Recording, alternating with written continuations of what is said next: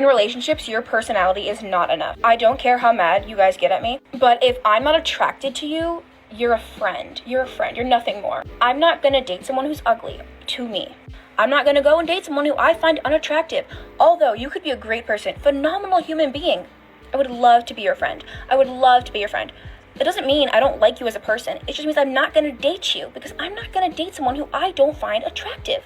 If I am not sexually or physically attracted to you in any way, shape, or form, why would I date you? Why would I do that? You guys would probably say the same. I understand that your personality can make you way more attractive to people, but it's not enough. It's not enough. It can only make you so much more attractive. And second of all, why would you want to have a child with someone you don't find attractive? Why would you want to start a family with someone you don't find attractive? Just because you don't find them attractive doesn't mean you have to get rid of the person. You can still have great relationships with them, but they don't have to be, like a sexual, physical relationship.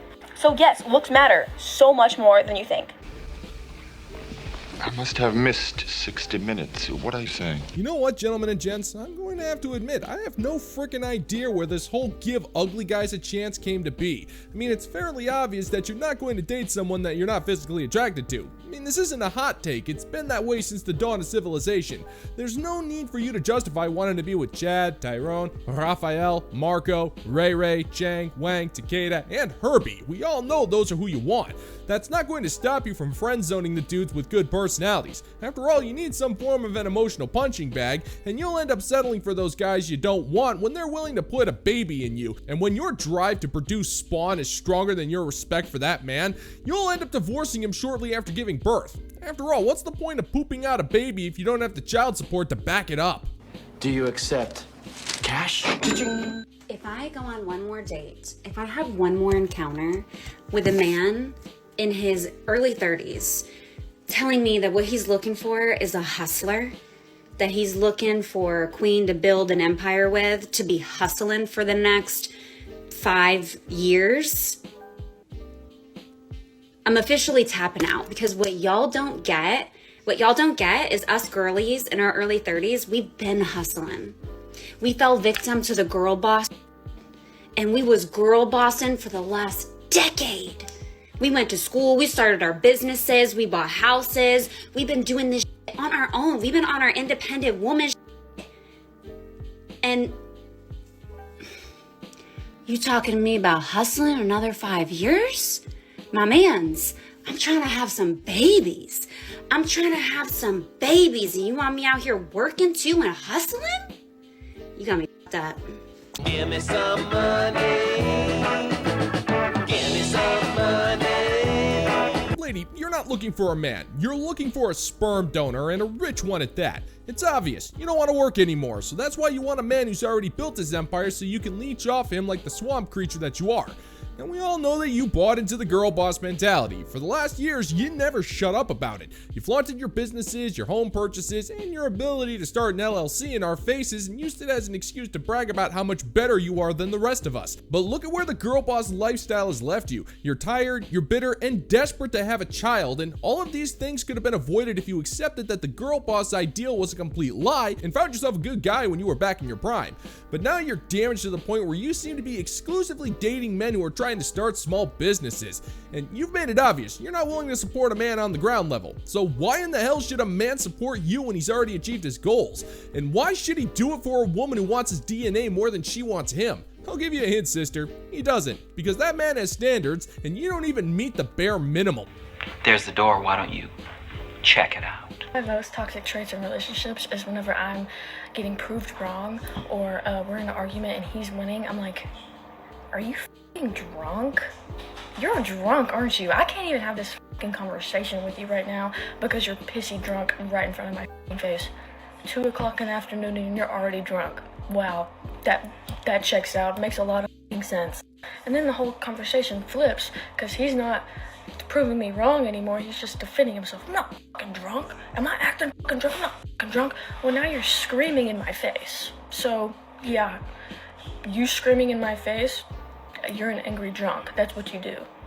Look at your father. That's who you are. You're drunk. Get out of my fucking face. Sometimes I'll throw some tears in there too. You're scaring me. I don't do that all the time, only if it's really bad. I've done it before, and it worked out pretty good for me.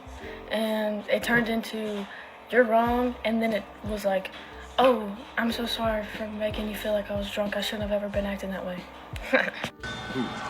Evil! Pure and simple from the 8th dimension! You know what's really disgusting about all of this? This woman is openly admitting to abusing her boyfriend by gaslighting him, emotionally manipulating him, and not to mention outright disrespecting him just so she can get out of an argument.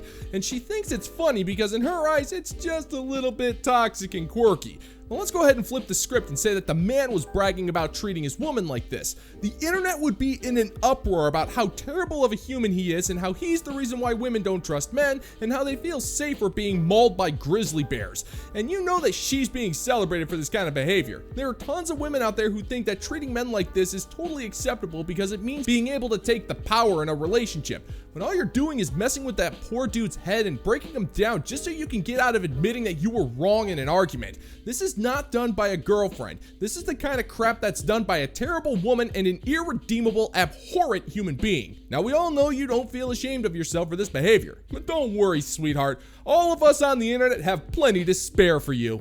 You! I will think of you as I throw up into the toilet. Single, I'm in my 30s. I started over and moved cross country 8 months ago. Thinking a lot about the importance of like perspective. Like, of course, yes, it would be great and amazing to be in like a secure, loving, appropriately attached relationship right now, but I'm not, and that's the reality of my situation. And so how can I kind of like turn this day around or turn around my perspective about it? Like, I literally have all day today to do whatever I want. I have no plans today except dinner tonight. I'm gonna start with repotting my plant that I got. I don't even really know how to do this, but we're gonna try. So got a little smaller guy. Whatever feelings you feel are valid, and I've probably felt them too. And so I think I'm gonna go on a walk, try a new coffee shop. The weather is good here in Austin, so I think I'm gonna tan by my complex pool, clean my apartment a little bit, and get ready for a girls' dinner. Hope this helps anyone else who is just navigating life solo. Congratulations! So you hope what helps exactly? You've pretty much just listed off a series of chores and activities that you're going to do on your day off. Now, it's good that you have things to do during the day, but nobody freaking cares. You're not providing any form of earth-shattering advice here. You're just trying to cope with the fact that you've sacrificed your entire future for a job you can't stand and a bunch of plants that you need to put into pots. So it almost sounds to me like you're not trying to help any of your fellow girl boss bae, yas queen, girly pop, alpha widows here. You're just asking them for some reassurance that there's a light at the end of the tunnel and that you haven't completely botched up your life in exchange for being a carousel riding monkey brancher. Well, allow me to give you some reassurances there, sweetheart. That light at the end of the tunnel? Don't worry, it's not a train. It's just the wall and there's no escaping it. You wanted independence and you'll have all you want of that over there. And I'm sure the potted plants and your girly dinner guests will keep you company. And that's all you really have left when you think about it. So how's that for perspective?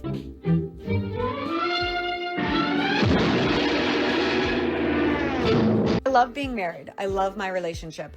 But if there's one piece of advice that I could give to everyone who is single right now, because a lot of videos I've made about like dating advice and how I met my husband and blah, blah, blah, because I didn't meet him till I was 30. The common themes that I constantly see are 1, you feel like you're behind, or 2, you feel like your life is on hold while you're waiting for this person. And now that I am married, what I wish I could have told single Maria is go travel and see the world and explore. Like, if you have the means to go to like Europe for a month and rent an Airbnb and live there, go do it. If there's a yoga retreat that's doing a retreat, and even if you don't know anyone, go. If you can only like hop to the town over or the state over and go explore, go do it. Because now that I'm married, it's harder. You can't just go like solo travel and have your eat, pray, love moment. I don't know, maybe it's just me, but I've always thought that Eat, Pray, Love was just yet another plague rat whose sole purpose was to completely destroy human pair bonding, which it clearly did in a hauntingly efficient way. Now, don't get me wrong, I'm not knocking traveling here. If you want to go travel, go friggin' do it. It's your life, do what you want. And absolutely, there are definitely some awesome things to see on this planet of yours, but modern women have put so much emphasis on having these magical movie moments while traveling, as if there's going to be some epic life lesson to be learned. Well, lady, when you say that that you wish you traveled more before you got married, it just sounds like you wish you spent more time on your back in Europe as you hope to run into Javier Bardem. And it doesn't matter how much you say you love your husband, because even if you don't mean it, it sounds like a backhanded statement, as if you say that he's holding you back from doing the things you wanted to do. So now your only recourse is to live vicariously through all of the future life failures on TikTok, as if you have any business giving them advice. Because you have two people's schedules to think about, and that's just one thing I wish I did more. We only have one life, literally one, that's all you get. And the time you are given right now, you got to go do something with it. And I think that was one of the things I really, really, really wish I did. Yes, my husband and I travel now, and I have solo traveled. There's nothing like it, especially solo traveling when you are in like your 20s and 30s, you're young, you have a little bit of money, and you want to have fun. Because like, as I'm getting into my mid 30s, my back hurts and I can't stay up past 9. So if you can still do it, go do it. This phase of just seeing the world, having fun, experiencing life at this age only comes once. I know I'm probably wrong on this one, but I've always thought that the whole carpe diem thing was a load of bull. I mean, in life, you're gonna have to do crap you don't want to do. That includes going to work, paying taxes, and dealing with modern women who are more interested in the contents of your wallet than the contents of your character. It is what it is. That doesn't mean you won't have good moments. It's life. You do the best you can with what you got. But modern women take this you only live once mentality and take it way too far in one of the laziest ways possible. They spend a bunch of money on trips to Europe and South America, where they typically end up drinking too much while also taking endless amounts of selfies. Either that or they sign a subprime mortgage on a house that's way too big for them and waste even more money trying to decorate the thing. They learn next to nothing, and even when they reach the age of 30, despite seizing that day, they're still alone without a family and still being forced to wake up at 5 a.m. to get ready for work like the rest of us schnooks. And even when they do get married, they still resent their husbands for not being able to waste more of their lives on their own, which just goes to show that modern women can't live their lives without completely botching it up. You blew it. Capiche? You know, if you were a vegetable, you would be a cucumber. And if you were a fruit, you'd be a fine apple. And if you were mine, that'd be really, really awesome. That's the joke. Lady, if you were a vegetable, you'd be a coma patient. And if you were a fruit, you'd be a pickler. And if you belonged to any man, that poor soul would need endless rounds of intergalactic grade antibiotics, as well as a lifetime's worth of shame and embarrassment. Now, we all know that your profession as a spice miner has pretty much gotten you nowhere in life, so catering to simps is the best way you're going to have to make any form of money to pay for your next god-awful tattoo. It's not like you got anything better to spend that money on. You wasted your life and your crap videos are your reward. And you could have been like the fine members of the bounty board over on Patreon who are top class from coast to coast like butter on toast. And I gotta hand it to all of you damn fine bunch of folks. Making content for you puts a smile on my face every single time I turn on my computer, so thank you, bounty board. I salute you. All hail! And if you're interested in supporting the channel, check out the Bounty Board over on Patreon, where $5 a month gets you access to exclusive content you're not going to find on YouTube. I'll leave the link in the pinned comment down below for you. Some of you are trying not to understand. It's getting really annoying. You're gonna get blocked because you're not listening anyway, so I'm sure you won't mind. Oh, I'm so scared.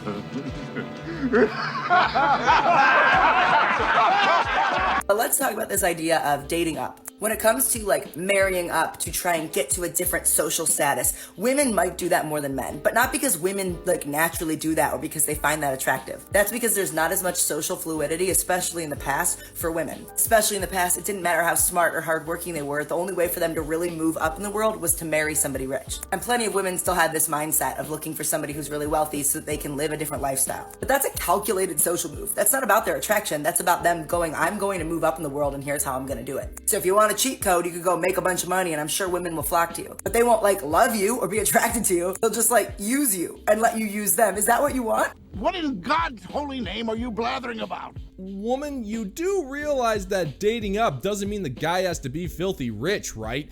Just means that he needs to be in a better position financially than she is. And that's because women want to get with the best man possible. Now, it used to be that there were strict social circles that were profoundly rare to cross, so most women would find men within their social status to try to get with the best one possible. We're not seeing that now. We're seeing a boatload of women who are trying to get with the richest men possible and failing hilariously more often than not.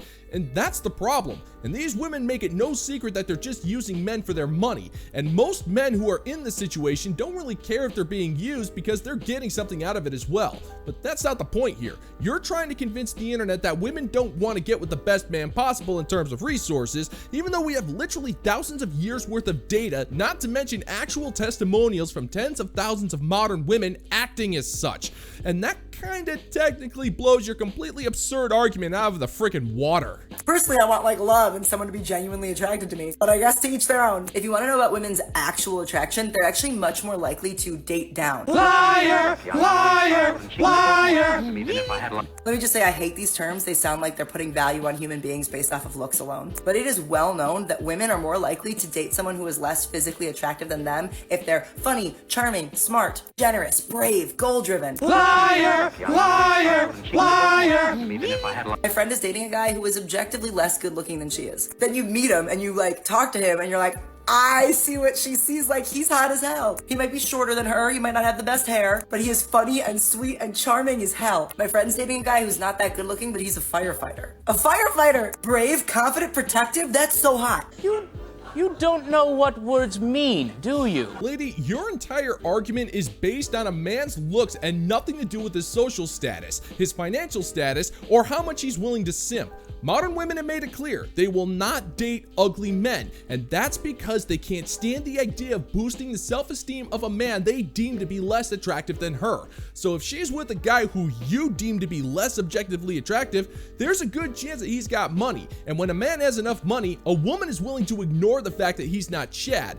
When it comes to the firefighter, I'll be the first to admit, I don't know how much they make, but it would seem to me like modern women have a strange fetish for firefighters. I don't know why, but I think it has something to do with either running into burning buildings or rescuing cats from trees, and that's enough to get them all hot and bothered. But either way, your proof is based on personal opinions on stuff that may or may not have happened, which just goes to show that you're more concerned about being right than you are about making any real point. I told my friend that my husband was thinking about getting a motorcycle, and she's like, oh, daddy. She has never expressed interest in him like that before. It's a skill, it's confident, it's sexy. I think women are genuinely looking for someone who is as hot as they are, but how hot they are is more fluid, based less off of looks and more off of those socially interactive qualities. You can be rich in friends or family or love, but the only thing that matters is being rich in money. I don't want to date a guy that I don't think is super, super hot. But how hot he is based off of how he acts, not just his looks. If you look at old pictures of me and my husband, you'll be like, holy crap, Brenna was way out of that guy's league. I know that sounds kind of mean, but like, it is objectively true. I looked like a Playboy bunny when I met him. He'd be the first to admit it. He was like a gangly, awkward dude, and I had like a waist this big, a fat ass, great boobs, long blonde hair. But if you could have interacted with him at that time, you'd go, oh, no, that guy is so hot. If anything, he was out of my league. With his sexy, socially interactive qualities, he could have pulled any girl. Really? You know, I can't help but find it interesting that you spend 30 seconds rampantly insulting your husband's looks while propping up your looks, and then you took 5 seconds to backtrack what you said at the very end there. And it really does show how you think about this guy. Now, I don't know the working dynamics of your marriage, but personally, I couldn't care less. That's not the point. You're more concerned about protecting your fragile ego than you are about trying to talk to someone about the nuances of human pair bonding. You're leaving so many factors out, but that's just because you know if those factors are included, that would mean you'd actually have to have a discussion with someone who disagrees with you instead of them just claiming that you're right. I mean, you even admitted as such when you threaten to block dudes who call you out for being wrong, or at the very least, hypocritical. And I hate to break it to you, sister, you're just plain wrong on this one. And if that means you'll have to block me for saying so, well, I'll somehow figure out a way to move on with my life. It'll take me all of 2 seconds to be able to achieve that level of consciousness, and that's if I'm taking my time.